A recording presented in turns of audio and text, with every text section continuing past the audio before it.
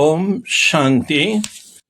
16/6/2026 செவ்வாய்க்கிழமை. வாணி தரும் வசந்தம். இனிமையான குழந்தைகளே, நீங்கள் இப்போது உண்மையிலும் உண்மையான ராஜயோகிகள். நீங்கள் ராஜரிஷி என்றும் சொல்லப்படுகிறீர்கள். ராஜ ரிஷி என்றாலே தூய்மையானவர்கள். எப்போது நீங்கள் தாங்களே மாயை என்ற சேற்றிலிருந்து வெளிவந்து விடுகின்றீர்களோ அப்போதுதான் மனிதர்களை வெளியேற்ற முடியும். சேற்றிலிருந்து வெளிவருபவர்களின் அடையாளமாவது இச்சா மாத்திரம் அவித்யா, ஆசைகள் என்றால் என்னவென்றே அறியாத நிலையில் இருப்பார்கள். ஒரு தந்தை தவிர வேறு யாரும் நினைவு வரக்கூடாது. நல்ல துணிமணிகள் அணிய வேண்டும், நல்ல பதார்த்தங்களை உண்ண வேண்டும், இது போன்ற பேராசை இருக்கக்கூடாது. நீங்கள் முழுமையாக வனவாசத்தில் இருக்கிறீர்கள். இந்த சரீரத்தை கூட மறந்தவராக ஆகி என்னுடையது எதுவுமே இல்லை, நான் ஆத்மா, இது போன்ற ஆத்மா அபிமானி குழந்தைகள் தான் ராவணின் சேற்றிலிருந்து மனிதர்களை வெளியில் கொண்டு வர முடியும். நாம் சத்தியுகத்திலிருந்தே சிவ தந்தையை மறந்து விட்டோம். சத்தியுகத்தில் இருப்பது சத்கதி. பிறகு எவ்வாறு துர்கதி ஏற்படுகின்றது? துவாபர யுகத்திலிருந்து உங்களுக்கு துர்கதி ஏற்படுகின்றது. என் ஆத்மாவுக்குள் நடிப்பின் பாகம் முழுவதும் அடங்கியுள்ளது என்று ஒருபோதும் யாரும் சொல்ல மாட்டார்கள். நீங்கள் இப்போது ராஜயோகி, ராஜரிஷி, அதாவது யோகிராஜ், தூய்மையானவர்தான் யோகி என்று சொல்லப்படுகின்றார்கள். இப்பொழுது ஒவ்வொரு ஆத்மாவிலும் தன்னுடைய முழு கதாபாத்திரம் பதிவுள்ளதை பரமாத்மா நமக்கு ஞானமாக கொடுக்கின்றார். நாம் 3 கால ஞானத்தையும் அறிந்து கொண்டோம். சொர்க்கத்தில் ராஜ்யத்தை பெறுவதற்காக நீங்கள் யோகியாக ஆகியுள்ளீர்கள். பகவான் படிப்பு சொல்லித் தருகிறார். இதை புரிந்து கொண்டால்தான் போதை அதிகரிக்கும். பள்ளிக்கூடத்தில் IAS படிக்கின்றனர் என்றால் எவ்வளவு நஷா உள்ளது. குழந்தைகள் நீங்களோ 21 பிறவிகளுக்காக இந்த ராஜயோகத்தின் படிப்பை படிக்கின்றீர்கள். இது எல்லையற்ற நாடகம். ஆத்மாதான் எவ்வளவு சிறியது. பார்த்து நடித்து ஆத்மா களைத்து போகின்றது. நீங்கள் சுகதாமத்தில் இருக்கும்போது உங்களுக்கு அங்கே சுகம், சாந்தி உள்ளது. அங்கே எந்த விதமான தொந்தரவும் கிடையாது.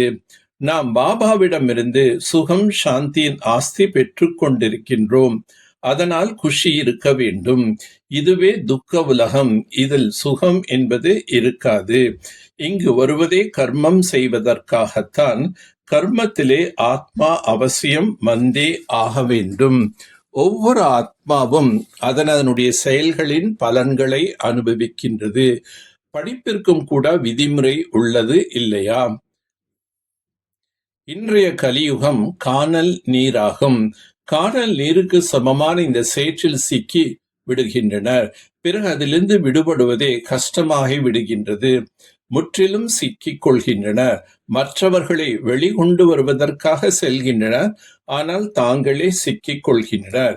இதுபோல் அநேகர் சிக்கிக் கொள்கின்றார்கள். சேற்றிலிருந்து விடுவிப்பது எவ்வளவு கடினமாக உள்ளது. எவ்வளவுதான் புரிய வைத்தாலும் புத்தியில் பதிவதில்லை. நீங்கள் புரிந்து கொள்ள முடியும். நாம் மாயா என்ற ராவணின் சேற்றிலிருந்து எவ்வளோ விடுபட்டிருக்கின்றோம். பாபா சொல்கின்றார், நீங்கள் நகைகள் முதலியவற்றை கூட அணியாதீர்கள். இதுபோல் ஏன் சொல்கிறார்? இதற்கும் கூட அநேக காரணங்கள் உள்ளன. யாருடைய நகையாவது காணாமல் போனால் அங்கே பிரம்மகுமாரிகளிடம் கொடுத்துவிட்டு வந்து விட்டார்கள் என்று கூறுவார்கள். அல்லது திருடர்கள் கூட வழியில் செல்லும் போது அபகரித்து கொள்ளலாம். தற்சமயம் தாய்மார்கள் கூட திருடுகின்றார்கள், அதிகம் வெளிப்பட்டுள்ளார்கள். பெண்களும் திருட்டு தொழிலில் ஈடுபட்டுள்ளார்கள். இந்த உலகமே முற்றிலும் வைஷாலியமாக உள்ளது. இங்கே எனது எனது என்பதனை நீங்கள் முற்றிலும் மறக்க வேண்டும். எனது எனது என்பதெல்லாம் விட்டு தன்னை ஆத்மா என்று உணர வேண்டும். ஆத்மா அபிமானியாக இருப்பதற்கான முயற்சி செய்ய வேண்டும். இங்கு முற்றிலும் வனவாசத்தில் இருக்க வேண்டும். எதையும் அணிந்து கொள்வதற்கான, உண்பதற்கான இச்சா மாத்திரம் அவித்தா, ஆசை இல்லாதவர்களாக ஆக வேண்டும். நடிப்பை நடித்து கொண்டே, கர்மம் செய்து கொண்டே தனது சாந்தியாகிய சுய தர்மத்தில் நிலைத்திருக்க வேண்டும். சாந்தி தாமம் மற்றும் சுகதாமத்தை நினைவு செய்ய வேண்டும். இந்த துக்க தாமத்தை மறந்து விட வேண்டும். பெருமை மற்றும் இரக்கம் என்ற குணங்கள் மூலமாக உலக படைப்பின் காரியத்தை செய்யக்கூடிய உலக நன்மையாளர்கள் ஆவீர்களாக.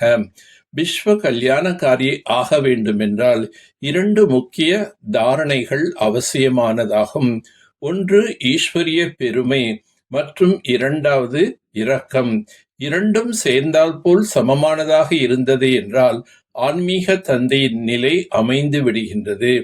எனவே எந்த ஒரு காரியத்தை செய்யும் பொழுதும், வாயால் வார்த்தைகள் வர்ணனை செய்யும் பொழுதும் இரக்கம் மற்றும் பெருமை வேண்டும்.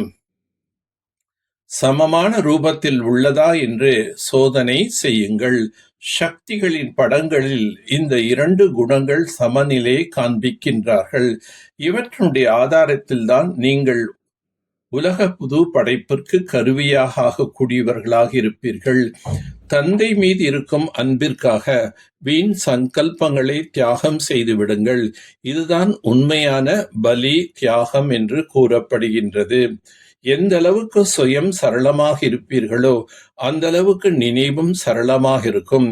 எந்த அளவுக்கு யார் ஒவ்வொரு விஷயத்திலும் தெளிவாக, அதாவது தூய்மையாக இருப்பார்களோ அப்படித்தான் அவரது படைப்பில் அதே சம்ஸ்காரம் இருக்கும்.